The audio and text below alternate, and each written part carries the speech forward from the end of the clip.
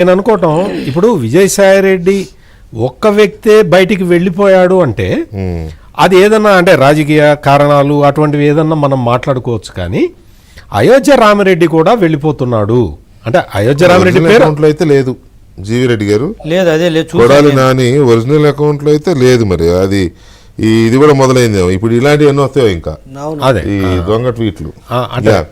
అంటే ఇప్పుడు ఫైనాన్షియల్ గా వచ్చిన డిస్ప్యూట్స్ గనక సెటిల్ అయితే విజయసాయిరెడ్డి కూడా నా ట్విట్టర్ అకౌంట్ ని ఎవరో హ్యాక్ చేసి పెట్టారు అని కూడా చెప్పొచ్చు. అంటే ఈ ఆర్థిక పరమైన ఈ విషయాల్లో చాలా కరకుగా ఉండే మనుషులు కాబట్టి వాళ్ళతోటి డిస్ప్యూట్స్ రావటం అనేది సహజం. ఇప్పుడు ఆ డిస్ప్యూట్స్ ని రిజాల్వ్ చేయడానికి మధ్యవర్తి ఎవరు లేరు. ఇప్పుడు ఇందాక శశికళకి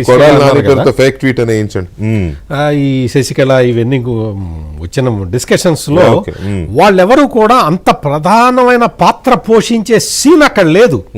ఆ పార్టీలో వాళ్ళు జగన్మోహన్ రెడ్డి లేకపోతే భారతిరెడ్డి చెప్పింది ఎగ్జిక్యూట్ చేయటం తప్ప శశికళ అయినా ఎవరైనా కానీ వాళ్ళు ఇండిపెండెంట్గా డెసిషన్ తీసుకొని దాన్ని ఎగ్జిక్యూట్ చేసే అవకాశం లేదు.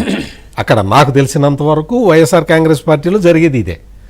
ఇక్కడ విజయసాయిరెడ్డిని పక్కకి తప్పించటం అంటే అప్పుడు చాలా ప్రధానమైన పోస్టులో ఉన్నాడు కదా, ఆ సోషల్ మీడియా నుంచి మరీ ముఖ్యంగా సోషల్ మీడియా నుంచి పక్కకి తప్పించటం అనేది అప్పుడే విజయసాయిరెడ్డి చాలా అవమాన భారం ఫీల్ అయ్యాడు. తర్వాత మీకు గుర్తుంటే చాలా దాదాపు ఒక 6 నెలల పాటు ఆయన పబ్లిక్లో కూడా రాలేదు. అవును, సోషల్ మీడియా పోస్ట్ నుంచి పక్కకి తీసి సజ్జల భార్గవ రెడ్డిని పెట్టినప్పుడు. అంతకు ముందర కూడా ఇప్పుడు తారక రత్న చనిపోయినప్పుడు చంద్రబాబు నాయుడుతో పక్కన కూర్చొని మాట్లాడినప్పుడు కూడా ఈ రకమైన స్పెక్యులేషన్స్ వచ్చినాయి. నువ్వు ఎందుకు మాట్లాడావు, జగన్మోహన్ రెడ్డి మందలించాడు అనే వార్తలు మనకు వచ్చినాయి. అంటే విజయసాయి రెడ్డి అందరితోటి మంచిగా ఉందాం అనే ప్రయత్నంలో ఉన్నాడు.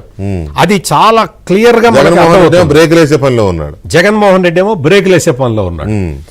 ఈ అంటే విజయసాయి రెడ్డి అందరితో మంచిగా ఉండటానికి ఎందుకు చేస్తున్నాడు అట్లా అంటే దానికి తాజా ఉదాహరణ ఆయన పెట్టిన ట్వీటే. ఆయన పెట్టిన ట్వీట్లో చంద్రబాబు నాయుడుతో నాకు మంచిగా ఉంది లేకపోతే పవన్ కళ్యాణ్తో నాకేం విభేదాలు లేవు అని పెట్టాల్సిన అవసరం లేదు. అతను నాకు ఈ పార్టీతో సంబంధం లేదు, జగన్మోహన్ రెడ్డి నిర్ణయాలతో నాకు సంబంధం లేదు అని చెప్పుకోవటానికి ట్వీట్లో ఇవన్నీ పెట్టుకున్నాడు.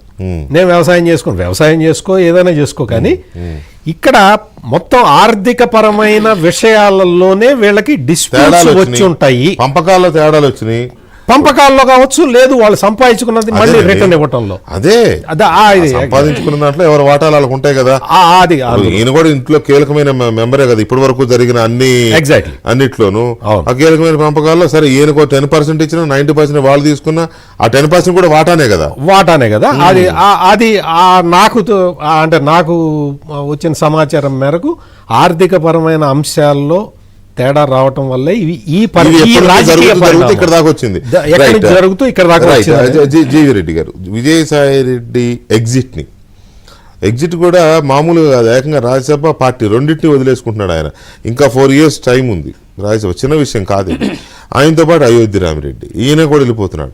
సో ఇది ఏ పరిణామాల వల్ల వైసీపీలో